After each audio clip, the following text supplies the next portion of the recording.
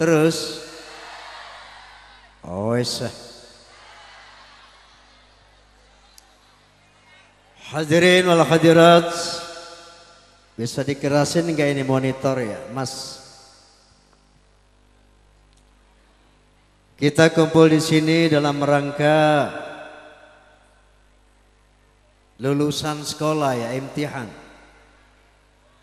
Ya, anak-anak ibtidaiyah, bahwa tentunya dengan harapan anak-anak nanti sudah besar akan menjadi pendekar-pendekar agama, bangsa dan negara di dalam persaingan global.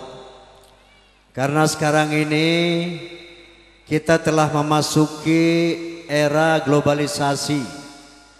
Nanti Desember kita akan memasuki yang namanya Asian Economic Community, Komunitas Ekonomi ASEAN. Nanti ada lagi yang namanya APEC, Asia Pacific Economy Conference. Jadi perdagangan bebas antar negara-negara Asia Pasifik. Nanti tahun 2020 akan ada lagi WTO, World Trade Organization, perdagangan dunia internasional. Artinya apa? Kita tidak hanya bersaing dengan teman-teman sebangsa dan setanah air. Kita akan bersaing dengan bangsa-bangsa lain di dunia ini dalam berbagai aspek kehidupan. Kita akan bersaing dalam bidang ekonomi, genopengge. Kita akan bersaing dalam bidang politik, genopengge. Kita akan bersaing dalam bidang science and technology, genopengge. Bahkan kita akan bersaing dalam bidang akidah. Faham? Faham? Oleh karena itu sistem pendidikan madrasah adalah sistem pendidikan pesantren, adalah sistem pendidikan yang paling ideal untuk anak-anak kita bisa menghadapi persaingan global. Karena di pesantren inilah, di samping menerima pendidikan science and technology, anak-anak kita juga menerima pendidikan agama. Sehingga sebagaimana firman Allah Subhanahu wa taala, yarfa'illahu alladhina amanu minkum walladhina utul ilma darajat.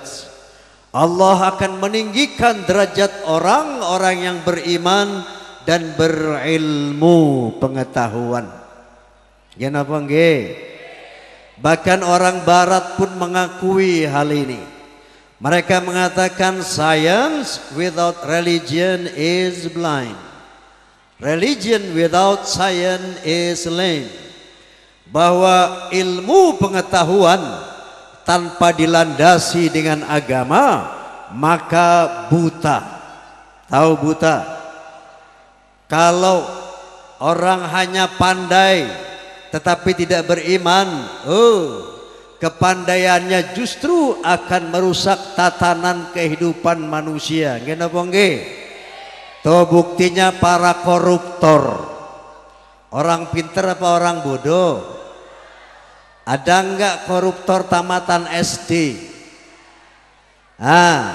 Kalau hanya pandai tapi tidak dilandasi iman, maka kepandaiannya akan menghancurkan kehidupan manusia itu sendiri.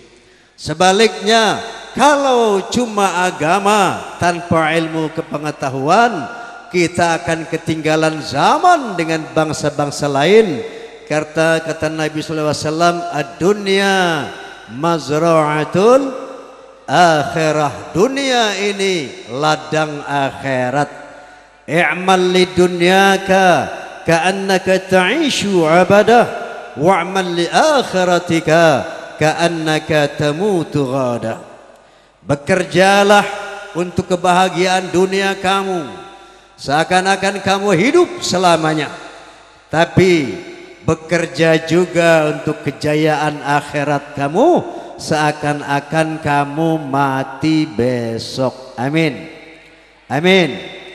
Untuk bisa jaya di dunia dan di akhirat, Nabi sallallahu alaihi wasallam berpesan, "Man arada dunya fa'alaihi bil ilm, wa man arada al-akhirah fa'alaihi bil ilm, wa man aradahuma fa'alaihi bil ilm." Barang siapa yang mau bahagia di dunia, pelajarilah ilmu dunia. Barang siapa yang mau bahagia di akhirat, pelajarilah ilmu agama. Barang siapa yang mau bahagia dunia akhirat, belajarlah ilmu dunia dan ilmu agama. Nah, pesantren adalah sistem pendidikan yang paling tepat untuk melahirkan kader-kader yang betul-betul memiliki kecerdasan intelektual dan ketegaran kekokohan iman. Amin Allahumma. Boleh saya minum? Boleh.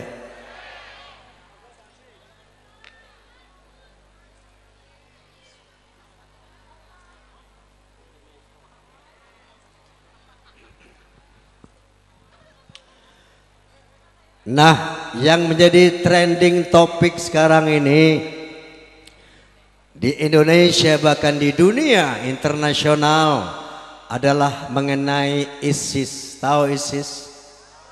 Apa itu ISIS? Hei, apa? Islamic State of Iraq and Suriah. ISIS, Islamic State of Iraq and Suriah. Negara Islam Irak dan Suriah. Mereka merekrut umat-umat Islam, para pemuda hampir dari seluruh dunia untuk dikirim ke Suriah. Untuk apa? Berperang. Berperang melawan siapa? Apa melawan orang kafir? Tidak. Berperang untuk melawan saudaranya sendiri sesama umat Islam. Kenapa nggih? Kenapa nggih? Di Yaman yang namanya Wahabi sama Syiah berbunuh-bunuhan, perang saudara. Di Mesir yang namanya Ahlus Sunnah wal Jamaah dengan yang namanya orang lain berbunuh-bunuhan, perang saudara. Di Irak umat Islam berbunuh-bunuhan, perang saudara. Sekarang di Suriah umat Islam berbunuh-bunuhan, perang saudara. Nah, ini harus jadi perhatian kita umat Islam Indonesia. Ya. Kenapa mereka perang? Di samping faktor politik, ada juga faktor takfiriyah. Saling mengkafirkan sesama saudara muslim. Saling membid'ah-bid'ahkan sesama saudara muslim. Di sini ada enggak kelompok Islam yang mengkafirkan sesama muslim? Ada apa enggak? Nah, kalau ada, ini harus diwaspadai dan nasihati mereka, ya. Jangan bersikap provokatif, bersikap mengadu domba, bersikap memancing kerusuhan. Karena kalau provokasi saling mengkafirkan ini tidak dihentikan, bukan mustahil perang saudara di Indonesia hanya tinggal tunggu waktu saja. Kenapa nggih? Kenapa nggih? Ada teman kita ini di sini di Indonesia sekarang mulai menyebarkan ajarannya dengan penuh kebencian kepada warga NU Ahlus Sunnah wal Jamaah. Ada nggak di sini? Mereka mengambil masjid-masjid. Ada nggak di sini? Mereka membid'ahkan tahlil. Ada nggak di sini? Belum ada. Alhamdulillah. Kenapa hal ini penting saya sampaikan? Tujuannya preventif, untuk menjaga jangan sampai di Indonesia juga seperti di Irak sana. Jangan sampai Indonesia juga seperti di Mesir, di Yaman, di Suriah, di mana-mana. Ya, maka saya perlu menjelaskan hal ini. Mereka mengambil satu hadis yang berbunyi, Inna asdaqal hadis kitabullah wa ahsanal hadi hadi Muhammadin wa syarrul umuri muhdatsatuha wa kullu muhdatsatin bid'ah wa kullu bid'atin dhalalah wa kullu dhalalatin finnar atau kama qala Rasulullah sallallahu alaihi wasallam. Artinya, inna asdaqal hadits kitabullah, sesungguhnya sebenar-benar keterangan adalah kitabullah, yaitu Al-Qur'anul Karim. Wa ahsanal hadi hadi Muhammadin, sebaik-baik bimbingan adalah bimbingan Nabi Muhammad, yaitu al-hadis. Faham? Wasyarul umuri muhdatsatuha, dan seburuk-buruk pekerjaan adalah merubah-rubahnya. Jadi merubah-rubah Quran dan hadis ini seburuk-buruk perbuatan. Setiap perubahan itu namanya bid'ah, dhalalah, hal baru yang sesat.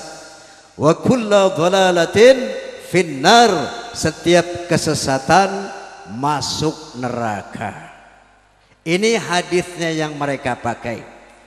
Jadi barang siapa yang merubah Al-Quran, merubah hadis, itu namanya bid'ah, dhalalah, hal yang baru yang sesat, hukumnya masuk neraka. Saya mau tanya, Maulidan merubah Quran apa tidak? Maulidan merubah hadis apa tidak? Tidak. Mana yang merubah Quran hadis? Mau contoh? Contoh, misalnya saudara kita yang namanya Ahmadiyah. Teman-teman kita itu merubah Al-Quran. Contohnya mana? Ma kana Muhammadun aba ahadim min rijalikum walakin Rasulullah wa khataman nabiyyin. Nabi Muhammad itu bukan bapak dari anak-anak kalian, tapi beliau adalah utusan Allah dan nabi penutup. Kemudian Nabi sallallahu alaihi wasallam bersabda, la nabiyya ba'di, tidak ada nabi setelah aku. Tapi mereka bilang, oh ada. Setelah Muhammad ada nabi yang namanya Mirza Ghulam Ahmad. Setelah Nabi Muhammad ada nabi yang namanya Mirza Ghulam Ahmad. Ini merubah Quran, merubah hadis apa tidak? Merubah. Ini yang dimaksud bid'ah, memperbaharui dan sesat. Faham? Lalu apa itu tahlil? Apa itu maulid? Ini namanya inisiatif positif, yaitu bid'ah hasanah, hal yang tidak dilakukan oleh Nabi tetapi hal yang baik. Dulu bid'ah ini macam-macam, ya. Di zaman Nabi juga ada bid'ah. Nabi tidak melakukan, tapi ada orang melakukan yang tidak dilakukan Nabi. Contoh, Allahu Akbar kabira walhamdulillahi katsira di dalam doa iftitah. Ya, ini bukan bacaan Nabi. Nabi dengar ketika beliau salat berjamaah, Nabi tanya, siapa yang baca itu tadi? Saya ya Rasulullah. Seorang sahabat menjawab, oh baik, lanjutkan itu, bagus itu, direkomen oleh Rasulullah. Faham? Bid'ah di zaman Nabi, bid'ah hasanah. Ada juga sami'allahu liman hamidah, Rabbana walakal hamdu hamdan katsiran mubarakan fih. Itu bacaan itu juga tidak dibaca Nabi. Ini bid'ah, hal yang baru. Nabi dengar ada sahabat baca itu. Beliau bertanya, siapa yang baca ini? Saya ya Rasulullah. Bagus, lanjutkan, direkomen, disetujui oleh Nabi. Bid'ah hasanah, hal yang tidak dilakukan Nabi tapi direstui Nabi karena baik. Faham? Bid'ah di zaman sahabat. Dulu yang namanya kitab suci Al-Quran itu enggak ada. Tidak ada di zaman Nabi kitab suci Al-Quran. Jadi orang dulu enggak ada yang buka kitab suci baca Quran, enggak ada. Kenapa? Kitabnya enggak ada. Dulu Al-Quran adanya di dalam kepala para hafiz Quran, para penghafal Quran. Nah, ketika di zaman Khalifah Sayyidina Abu Bakar Siddiq, datanglah sahabat Sayyidina Umar bin Khattab. Ya Amirul Mu'minin, ini orang-orang penghafal Al-Quran sudah tinggal sedikit. Sudah banyak yang meninggal dunia. Sudah banyak yang gugur di medan perang. Ini Al-Quran harus kita bukukan ini. Kita kodifikasikan. Kita buatkan buku. Kita buatkan kitab Al-Quran. Apa jawab yang namanya Abu Bakar Siddiq? Oh Umar, saya tidak berani. Nabi tidak melakukan itu. Ini bid'ah. Betul wahai Amirul Mukminin, ini bid'ah, tapi bid'ah hasanah. Hal yang tidak dilakukan Nabi tapi hal yang baik. Seandainya kitab suci Al-Quran saat itu tidak dibuat, orang penghafal Al-Quran pada meninggal dunia, pasti Indonesia nggak kenal Islam. Gini apa nggih? Pasti dunia tidak akan tahu apa itu Islam. Gini apa nggih? Jadi kitab suci Al-Quran adalah bid'ah hasanah, hal yang tidak dilakukan Nabi, tapi ini baik untuk kemaslahatan umat. Ini contoh-contoh bid'ah hasanah. Mereka saudara-saudara kita kaum Salafi Wahabi mengkafir-kafirkan Wali Songo. Itu Wali Songo kafir. Kenapa? Karena mengajarkan klenik katanya. Padahal kalau nggak ada Wali Songo, Jawa ini masih kafir. Kenapa nggih? Pulau Jawa ini dulu agamanya Hindu, Mas. Lihat bekas-bekasnya, candi-candi, Candi Borobudur, Candi Mendut, macam-macam candi. Itu dulu Pulau Jawa ini Hindu. Yang mengislamkan saudara-saudara kita dari Hindu adalah Wali Songo. Kenapa nggih? Wali Songo mengislamkan orang kafir, Wahabi mengkafirkan orang Islam. Inna lillahi wa inna ilaihi raji'un. Lalu apa itu tahlilan? Apa itu yang namanya maulidan? Ini namanya bid'ah hasanah, hal yang tidak dilakukan Nabi tapi bagus untuk menambah keimanan umat Islam. Kenapa nggih? Kalau nggak ada maulid lupa kita sudah sama Nabi. Betul? Maulid Nabi setiap tahun kita lakukan dalam rangka terus mengingat jasa-jasa Rasulullah sallallahu alaihi wasallam, sehingga kita dari tahun ke tahun semakin cinta, semakin taat kepada Rasulullah. Ini bid'ah hasanah. Paham? Makanya kata Nabi sallallahu alaihi wasallam, man sanna hasanatan sunatan, man sanna sunatan hasanatan falahu ajruha wa ajru man amila biha. Barang siapa yang melakukan hal-hal yang baik, maka dia akan mendapat pahalanya dan pahala dari orang-orang yang mengikutinya.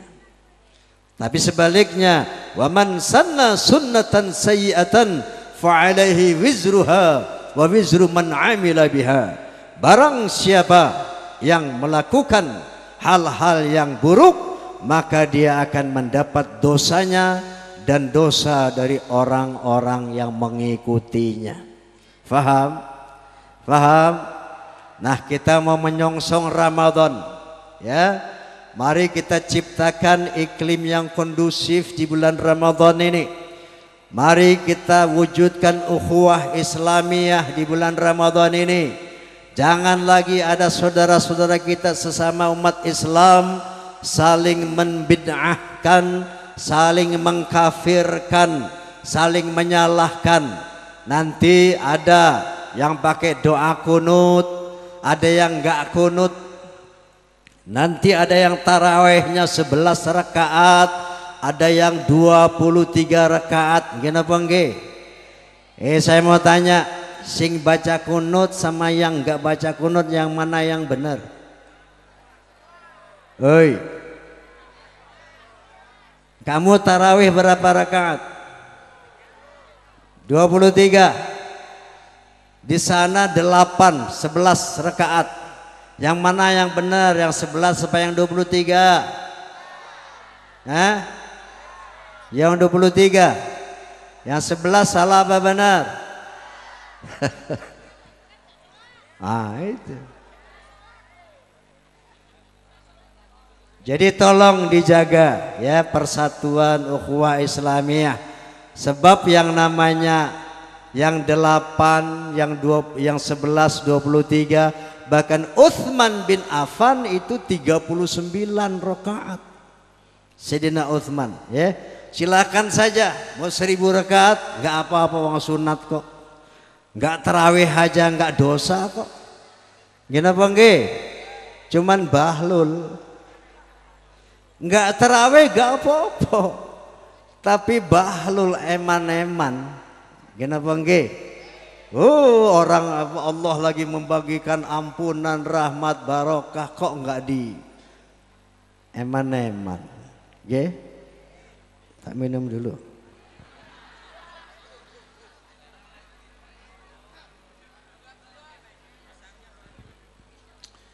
Kiai Haji Zainuddin MZ almarhum, Allahumma ighfir lahu, amin. Warhamhu, amin. Wa'afihi, amin. Beliau pernah bilang begini, mubaligh itu ibarat mobil jalan, jadi perlu bensin. Kalau mustami'in, mustami'at itu ibarat mobil mogok, jadi nggak perlu bensin. Faham? Faham? Tak ngombisik.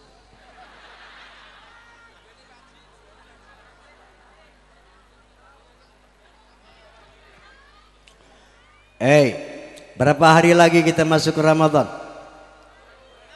Insya Allah 27 ya.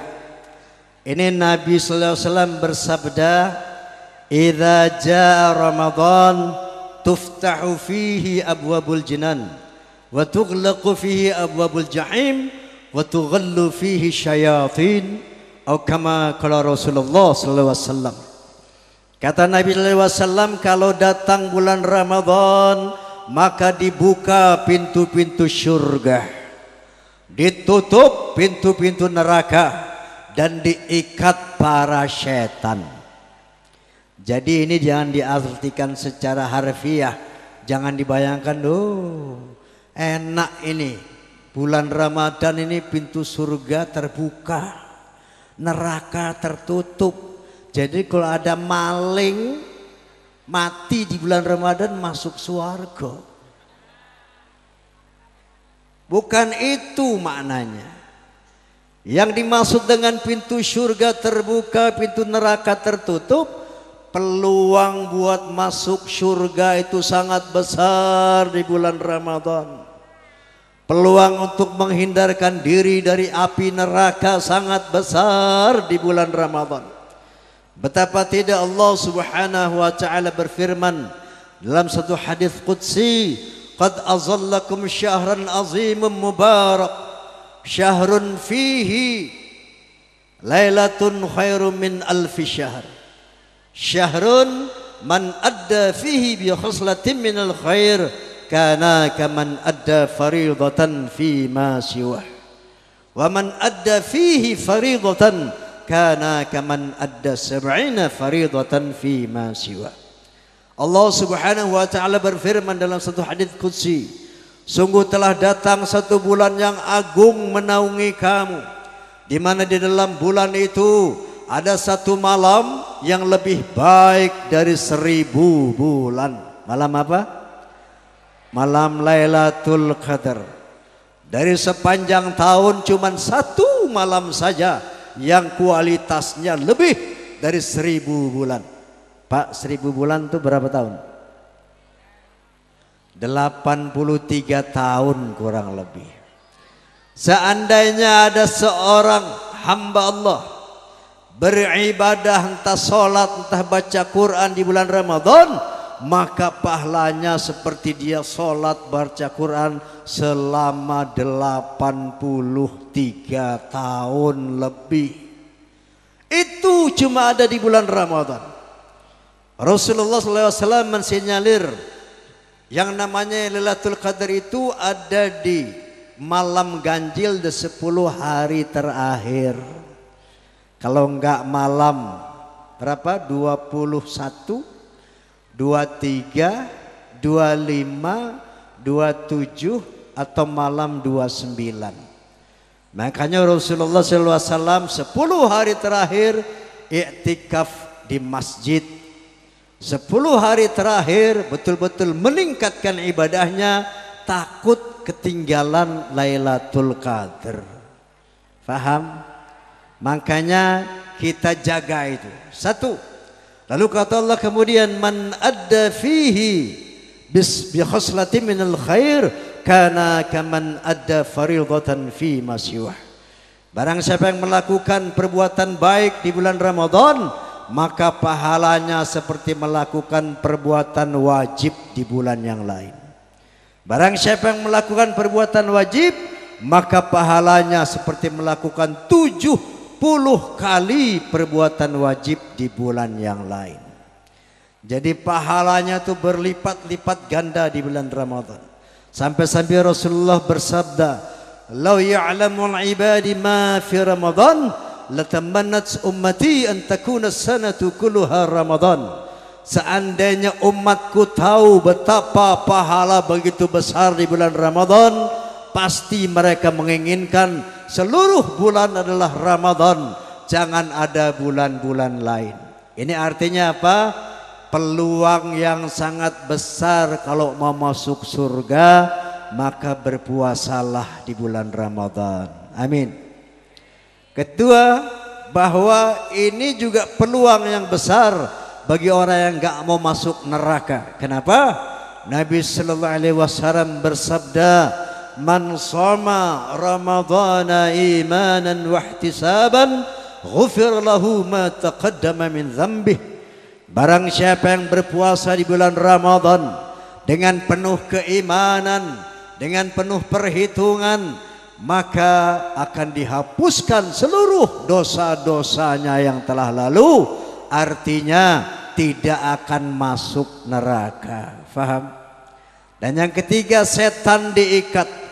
Jangan dibayangkan, oh bulan Ramadan ini asik, tidak ada kemaksiatan, nggak ada kejahatan. Kenapa? Karena setan diiketin di pohon kelapa, setan diiketin di tiang-tiang listrik. Bukan itu maknanya. Setan diikat itu oleh siapa? Oleh orang yang berpuasa. Allah Subhanahu wa taala berfirman, "Ya ayyuhalladzina amanu dukhulu fis silmi kaffah wa la tattabi'u khutuwati syaitan innahu lakum aduwwum mubin." Wahai orang-orang yang beriman, masuklah ke dalam Islam secara sepenuhnya. Jangan ikuti hawa nafsu syaitan, karena syaitan itu musuhmu yang nyata. Artinya apa Pak, Bu? Kita suruh perang lawan setan, wani? Wani sama setan? Sudah tahu setan yang mana? Bu, setan yang mana bu? Yang tingginya sak pohon kelapa, yang matanya sebesar bola bleter, yang jarinya sebesar-besar pisang Ambon. Yang mana setan bu? Hei, sing endi? Nabi sallallahu alaihi wasallam bersabda, inna syaitana yajri min ibni adam majrad dam.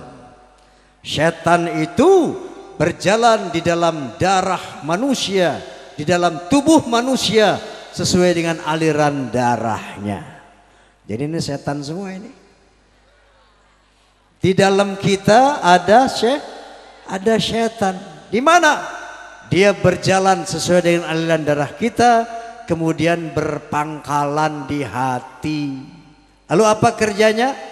Alladzi yuwaswisu fi sudurin nas. Dia berbisik-bisik di dalam hati kita. Mbak Yu, mau ngapain puasa? Itu di kulkas ada sirup kok. Gak ono sing ngeliat kok. Ini setan. Paham? Mau ngapain sholat subuh-subuh bangun, lebih enak tidur, itu syaitan. Alladzi yuwaswisu fi sudurin nas, yang berbisik-bisik di dalam hati kita, mengajak untuk maksiat atau menolak beribadah, itu namanya syaitan. Itu namanya, kalau yang bisik-bisik di sini namanya jin. Minal jinnati wan nas. Ada juga setan bentuknya manusia. Yang mana itu? Boleh jadi istri kita, boleh jadi suami kita, boleh jadi saudara atau teman kita. Kalau ada di bulan Ramadan yang begini, gak usah puasa, tuh saya punya bakso, tunjuk hidungnya, setan kamu. Paham? Enggak usah sholat, yuk ngombe birai, tunjuk hidungnya, setan kamu. Jadi setan itu bisa berbentuk jin, operasionalnya bisik-bisik di hati. Ya bu, bisa juga berbentuk manusia, kerjanya mengajak orang untuk maksiat, mencegah orang ibadah, itu namanya setan. Nah, bulan Ramadan adalah tugas kita untuk melatih diri kita melawan bisikan-bisikan setan yang selama ini berbisik-bisik di dalam hati kita. Faham bu? Faham bu? Dengan berpuasa mari kita lawan setan yang berbisik-bisik, kita patahkan pengaruh setan dari lingkungan yang tidak benar, yang menganjurkan kita maksiat, yang mencegah kita ibadah. Ini peluang di bulan Ramadan ini untuk masuk surganya Allah, peluang untuk menghindarkan diri dari nerakanya Allah, dan peluang untuk melatih diri kita berkuasa atas pengaruh syaitan. Karena semua orang yang menderita di dunia itu karena dia dikendalikan oleh syaitan. Kenapa nggih? Kenapa orang sakit jantung, sakit stroke? Karena ngombe. Kenapa ngombe? Ngikuti setan. Betul? Kenapa itu orang ditangkap polisi? Oh mencuri, oh korupsi. Kenapa mencuri korupsi? Karena ngikuti bisikan setan. Dengan berpuasa, mari kita latih diri kita untuk menundukkan bisikan setan dalam hati kita, juga untuk mengalahkan setiap pengaruh negatif yang berada di lingkungan kita. Faham? Kenapa? Nyanyi, nyanyi, sembarangan aja nyanyi, nyanyi. Gue kan raja dangdut ini, mahal lagi. Kalau mau lihat saya nyanyi besok malam, ya. Ibu, bapak nggak usah sibuk-sibuk cari saya. Besok saya datang ke rumah ibu, ke rumah bapak masing-masing, saya nyanyi. Ya, besok tunggu jam 8 ya. Kalau mau langsung ngelihat, monggo ke Kendal. Oke? Kenapa mau nyanyi? Oke, sebentar saya mau nyanyi.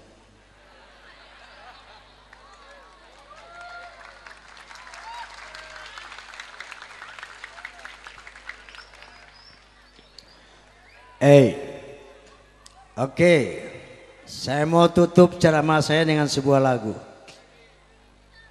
Tapi syaratnya semuanya mesti ikut kur. Setuju? Setuju? Nah, ini lihat box-box hitam di sebelah kita, sekeliling kita itu namanya loudspeaker, pengeras suara. Oke? Disebut juga sound system, sistem suara. Terdiri dari three-way system. Satu namanya bass range, suara bass. Yang kedua mid range, suara tengah. Yang ketiga high range, suara tinggi. Nah, suara bass diwakili oleh laki-laki, cowok. Cowok. Cowok. Cowok siap? Oke. Yang kedua diwakili oleh perempuan, ibu-ibu, cewek. Cewek. Cewek. Cewek siap? Siap. Yang ketiga high range, suara tinggi. Ah, diwakili sama anak-anak nih. Cah cilik siap? Cah cilik siap? Oke, anak-anak diam dulu. Ibu-ibu diam dulu, saya mau tes cowoknya. Suara bass. Cowok muni yo. Sing ora muni tak dongake nggak bisa bangun. Ya cowok, ikut saya ambil suara.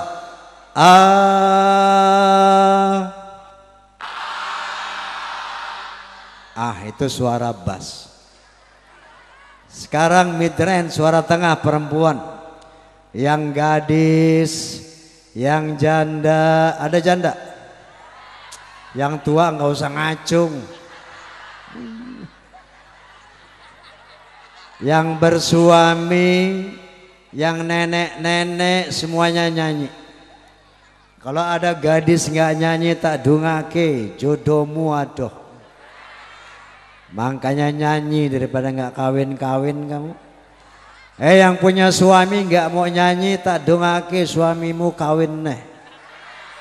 Makanya nyanyi. Nenek-nenek juga nyanyi nek. Kalau ada nenek nggak nyanyi tak dungake, nggak bisa kentut telung wulan. Ayo perempuan ambil suara.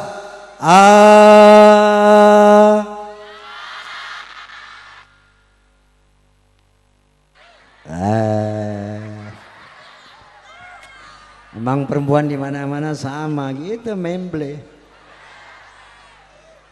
Oke, yang ketiga high range, suara tinggi. Remaja nih semua anak-anak bunyi. Sing ora muni tak sunati 2 kali. Ayo bunyi.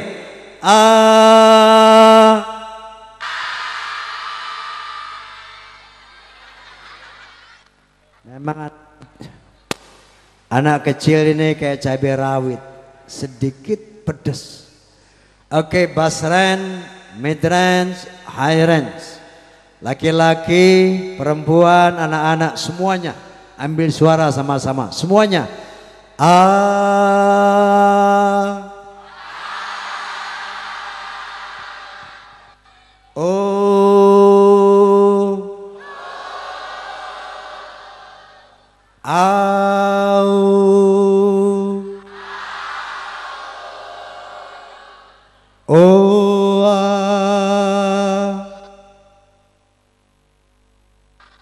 Persis taman kanak-kanak ya.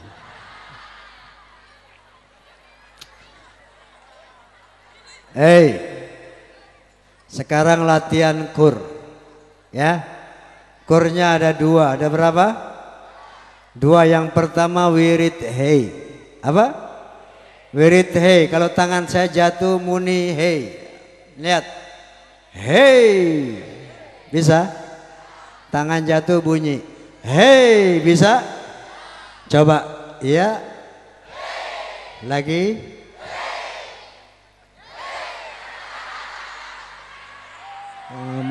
hai hai hai hai. Tangan saya jatuh baru bunyi hei. Kur yang kedua wirid huha. Apa? Huha. Jumlahnya sama dengan rukun Islam, sama dengan Pancasila. Ya.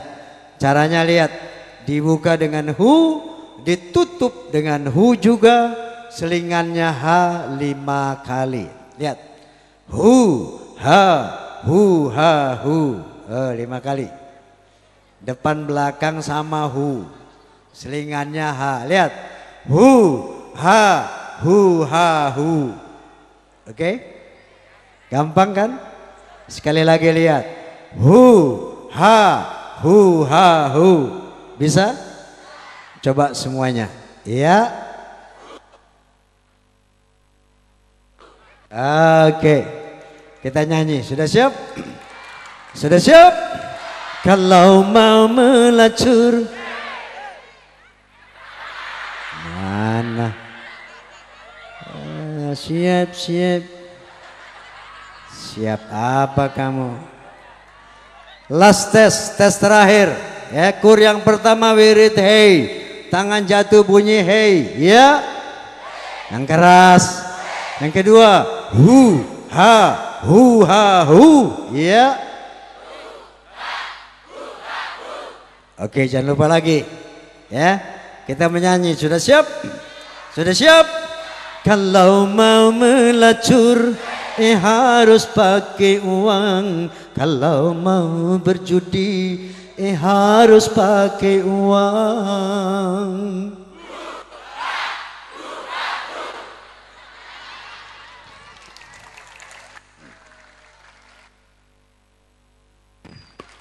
Mau mabuk-mabukan harus pakai uang.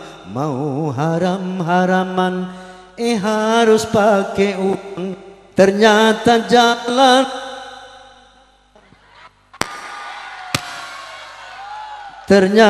jalan ke neraka mahal harganya, walaupun mahal anehnya banyak yang suka.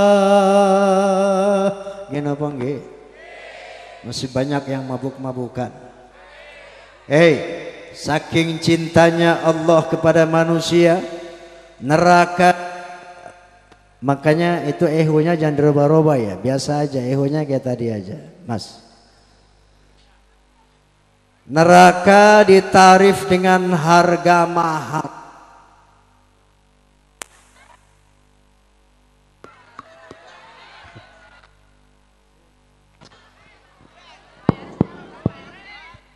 Cek. Neraka ditarif dengan harga mahal.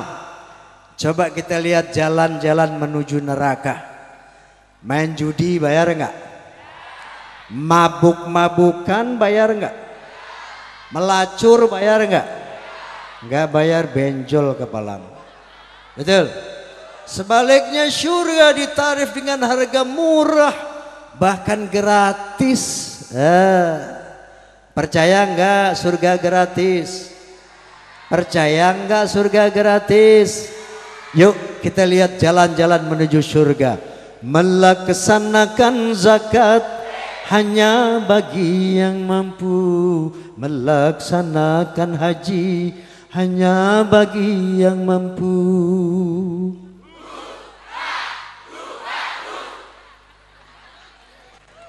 Mengerjakan sembahyang tidak usah membayar. Mengerjakan puasa tidak usah membayar.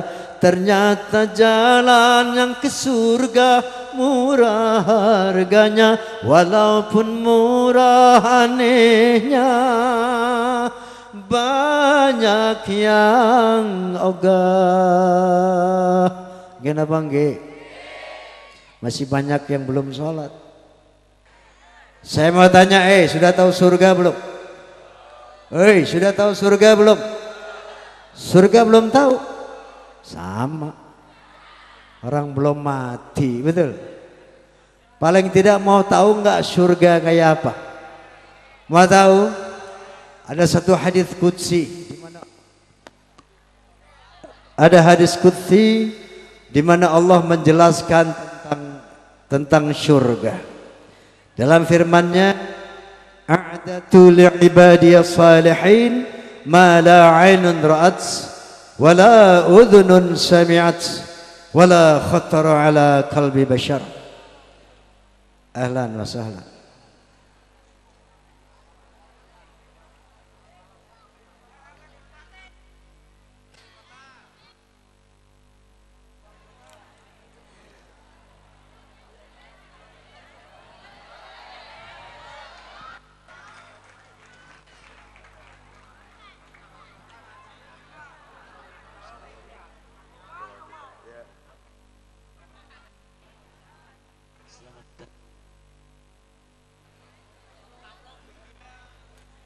Bisa dilanjutkan?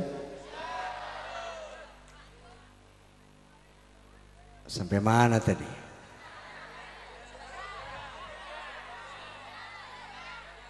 Allah menyatakan a'datul ibadiyas salihin ma la 'ainun ra'at wa la udhunun sami'at wa la khatar 'ala qalbi bashar.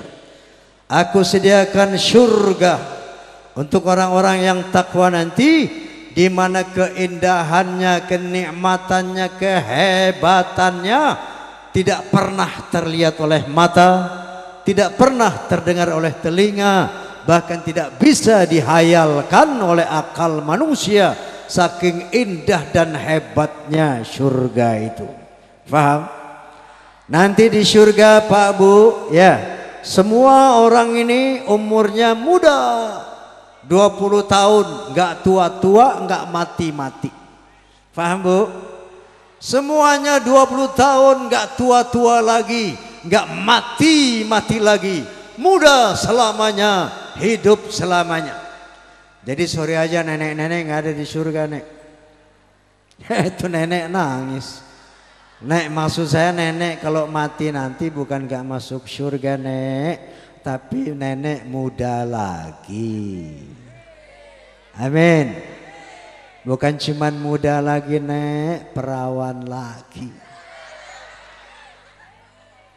Ini ciri orang surga nanti. Semua muda-muda selama-lamanya, hidup selama-lamanya. Yang kedua, wajah orang surga nggak elek-elek begini. Maksud saya, kita kalau dibandingkan sama orang barat ini kita termasuk elek ini. Betul? Coba lihat orang-orang barat, wow, diciptakan sama Allah SWT. Kulit mereka putih kayak salju. Kenapa nggih? Rambut mereka ada yang kuning pirang kayak emas. Mata mereka ada yang warnanya biru hijau seperti permata. Diciptakan oleh Allah. Orang barat begitu indahnya. Sebaliknya saudara kita misalnya di benua Afrika, tahu Afrika? Ada negeri Nigeria Islam, negeri Senegal Islam, negara Sudan Islam, Somalia Islam, tapi diciptakan oleh Allah, Masya Allah, hitam beleketek. Kenapa nggih? Astagfirullahaladzim. Nggak usah kecil hati. Kenapa? Karena wajah di dunia ini wajah formalitas, wajah sementara. Nggih? Jadi nanti di akhirat wajah yang kita pakai bukan yang ini, Pak, Bu. Allah Subhanahu wa taala berfirman, "Nahnu qaddarna bainakumul maut wa ma nahnu bimasbuqin ala an nubadila amsalakum wa nunsyi'akum fi ma la ta'lamun." Aku yang menentukan kematian di antara kamu, hai manusia, kata Allah, dan aku tidak bisa dikalahkan. Aku akan menggantikan orang-orang yang aku matikan dengan orang yang baru, dan aku akan merubah wajahmu nanti di akhirat dalam bentuk yang belum kamu ketahui, tentunya sesuai dengan amal ibadah kita masing. Walaupun di dunia ini diciptakan cantik, tampan kayak bintang film, tapi kalau nggak pernah ibadah, nanti di akhirat dibangkitkan jauh lebih jelek dari anjing kurap. Na'udzubillahimin. Sebaliknya, walaupun di dunia ini kita diciptakan jelek, pesek, pendek, bengek, tapi kalau rajin ibadah kepada Allah, nanti dibangkitkan di surganya Allah jauh lebih tampan, jauh lebih cantik dari bintang film manapun juga. Istri salehah, kata Nabi, nanti kecantikannya lebih cantik dari para bidadari. Bu, mau lebih cantik dari bidadari? Hei Pak, mau lebih ganteng dari bintang film? Mau masuk surga? Mau masuk surga? Yang mau masuk surga bilang amin. Yang mau masuk surga bilang amin. Amin. Mau mati? Mau masuk surga? Mau mati? Mau. Masuknya lewat mana, hei?